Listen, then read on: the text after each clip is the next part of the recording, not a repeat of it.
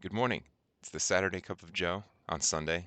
It's a holiday weekend, so I figured the same way your town trash collection delays a day when there's a holiday, we'll just make the Saturday Cup of Joe the Sunday Cup of Joe this week.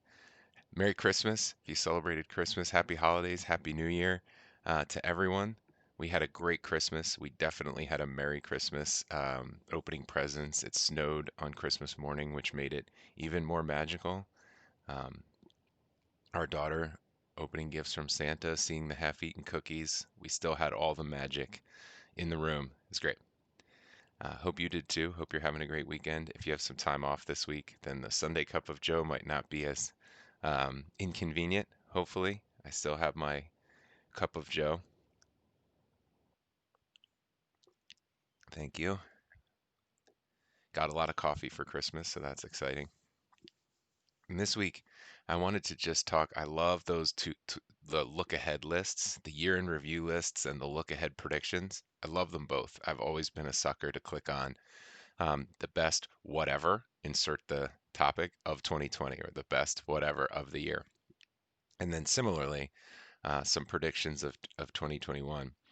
There were some good news lists, what was actually good about 2020 coming out. So I appreciated that, but I didn't sit too long on the looking back this time around, given the year that we've had. I did pull a couple of predictions for 2021, the ones I'm always interested, always thinking about: innovation, technology, housing, or real estate. Andreessen Horowitz has a blog. They're one of the most successful, maybe one of the longer lasting venture capital investors in Silicon Valley.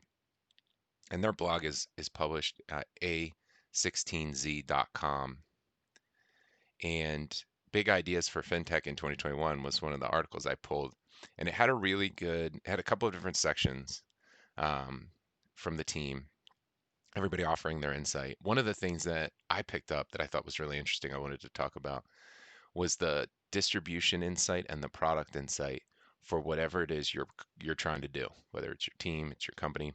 This was specifically talking about fintech startups and how a successful fintech startup needs a distribution insight and a product insight. So an example would be Robinhood. Robinhood is an app that offers no cost trades on the stock market as little as one stock. So you can hop on there. If Ford is at $9, you can buy one stock of Ford, put in your $9, and you're off. You're off and running. And then the way in which Robinhood distributed the app initially, and it's still true today, I think some of the viral nature of it's probably worn off, but initially, if you shared the app and the person signed up, you got a free share of stock.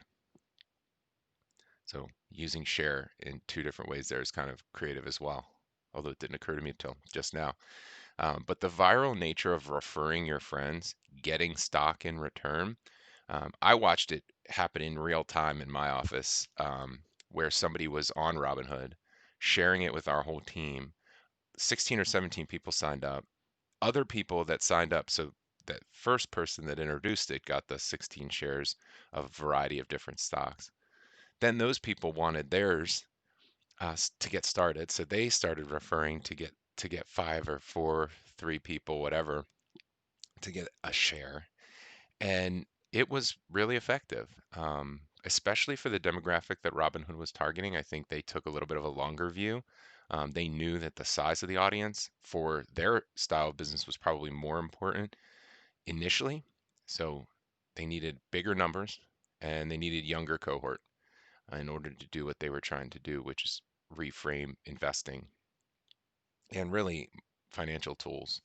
We've seen them try to do it with bank accounts unsuccessfully, but I believe they're still working on it. And so that would be a distribution insight meets a product insight. No cost trades, one share of stock, and the viral nature, sharing nature of it.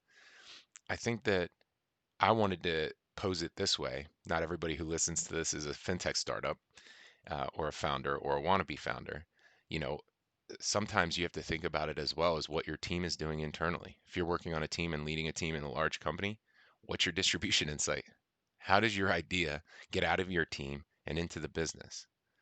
and how does that insight actually make it throughout either the company, throughout your client base, throughout your customer base, into the market, into the world. I think it's a good framework for thinking about anything. If you're trying to get a team to activate around something, they're your client. If you're trying to get your team to put something into a large organization, then um, the audience is the people you need to adopt whatever it is you're building, whatever services you offer. So, just a little bit of a um, something that struck me about that. The other thing that struck me was one of the members of the team mentioned trying to incorporate new relationships and new intersections that have positive effect for like both brands. So relying on brands that are trusted or relying on a known quantity to introduce something new, to introduce an innovation. And the example, the for instance here that's used is Chime, the challenger bank, and the Dallas Mavericks. So Chime sponsors the patch on the Dallas Mavericks jersey. I don't know if you've seen a couple years ago that you were allowed to sell a sponsor patch. So, like for instance, the Cleveland Cavaliers have Goodyear tires on theirs, and the Golden State Warriors have Rakuten. Chime, the bank, bought the Dallas Mavericks, and then they went even further and they kind of did the Chime by the Mavericks as a as an actual experience, how to offer a higher level of customized services for what Mark Cuban calls Mavs fans for life, right? So if Mark Cuban's trying to create Mavs fans for life, partners with a bank, what can the Mavs offer them that makes sense, but also is a new or different way of sharing value or treating value? So um, I think we'll see a lot more of this. You know, the Pistons here in Detroit announced that they had hired Big Sean, the recording artist, to be their creative director. Um, and so you can see how brands, sports, entertainment, really anything consumer facing, candidly, is working towards, is evolving towards how to utilize bigger picture, how to utilize more creativity, how to leverage relationships and partners. And I've written before in the Cup of Joe about how critical affiliated partnerships, relationships, and partnerships will be for brands going forward. I mean, I think it's one of the critical currencies that large brands are looking for right now. And we're going to start to see even more of this. I think something like the Chime Mavs partnership is probably a drop in the bucket, like in terms of size and scope, for some of what we're about to see from brands trying to partner across maybe industries or products or services that you wouldn't necessarily expect. And so that kind of leads me to like what I'm thinking about in 2021. And this is nowhere near the list of big ideas from Andreessen Horowitz, but I did come up with three that I just wanted to share. So the first thing I'm going to be thinking about in 2021 is experiences and the experiential value of everything. It's already a little bit of a trend. We kept talking maybe 2, 3 years ago, maybe more, about millennials wanting experiences and millennials and Gen Z valuing experiences over things. And a lot of social media is experiential. Um, Instagram to some degree, TikTok is certainly experiential, both creating it and viewing it, using it. And so I think there is this growing trend. And then in 2020, experiences, whether virtual or not, mattered a great deal. Mattered because you were missing out on them, mattered because you couldn't access them, or you found new ways to do things. And I thought of virtual experiences, virtual classes. I think the celebrities teaching master classes or the expert in a field becoming a celebrity, the expert in a field teaching a master class to just you over video is a fantastic example of something you may want to do anyway. You have a free version, which is not an expert necessarily. Maybe it may not be on YouTube, right? So the YouTube video is the free version. You don't quite know what you're going to get. You may get a lifelong expert teaching you some, area of home repair or something, but you also might not. And there is an experience to having Aaron Sorkin talk to you about screenwriting, right? I saw one um, the other day involving a chef. So a French chef who's a third generation baker in Paris is going to teach you how to bake bread. I don't know her. I don't know her bakery, but that seemed like a really cool thing. It's going to expand beyond just classes about baking bread. It's going to become a part of everything. So think about the experiential value of buying your first home. It's everything like you put on the experience because by and large, the real estate community might tie a ribbon to a key. The real estate agent might show up at your closing with a bottle of champagne or something. Um, and then you get to walk across the door, you get to walk in the very first time. But there's not a ton of experiential things happening in that industry. So what's going to happen to try to create more of a customer experience, a some experiential value? And that's just one of a ton of examples that could be disrupted. I don't think banking or fintech's doing a great job either, candidly. But a friend of mine, John, had passed on, the year in review that Spotify did. A lot of people on social media were posting because Spotify gave them their year in review, how much music you listened to, who's your top 5 songs, who is your top 5 recording artists. Robinhood did the same thing, a year in review, recapping, giving some end of the year experiential experience to like Spotify or your investing.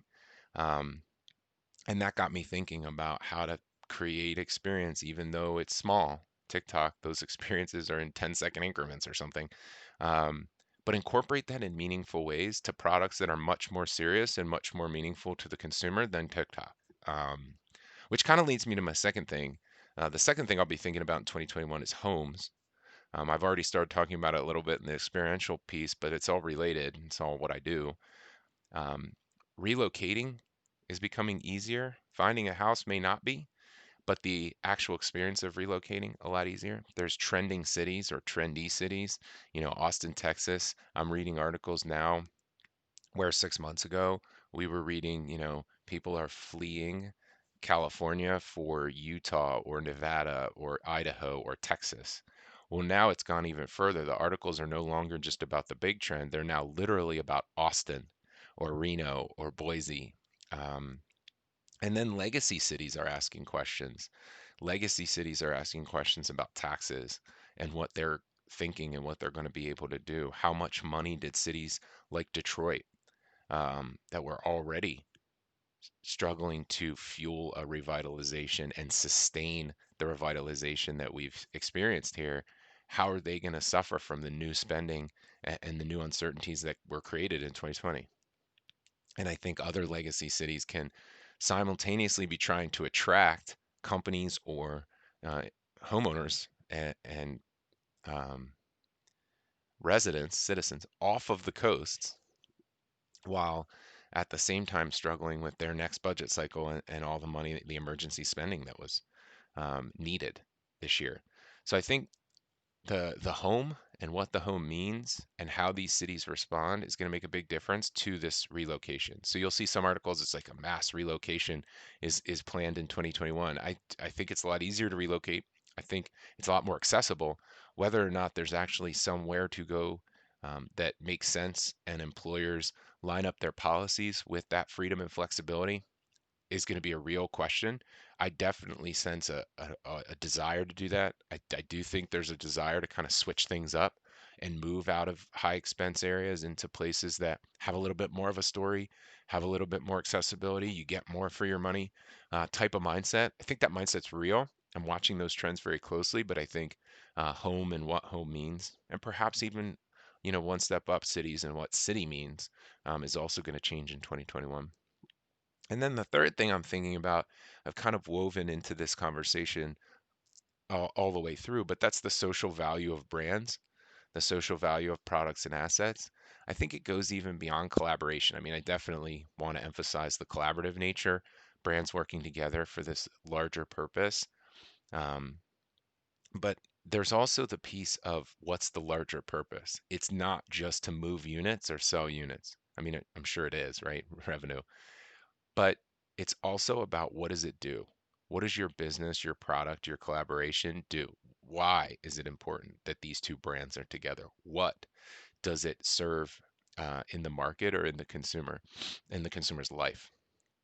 And so, I was joking earlier about TikTok, which may not have any social impact in terms of the value to a community or to a group of people. It may be more just entertainment, which is fine. I'm saying it's entertaining, but what can two brands come together to do that's actually a sustainable, ongoing, meaningful impact to their consumer's life, their client's life, that changes the game, changes an industry.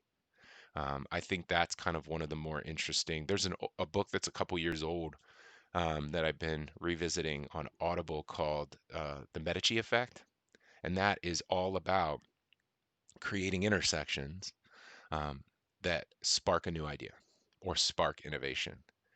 And so when I think about Chime and the Mavs, it's just the very beginning of how two brands can innovate by coming together and actually make things better in their consumers' lives and in the community's value, how you return value to a community, how you grow value and equity in a community.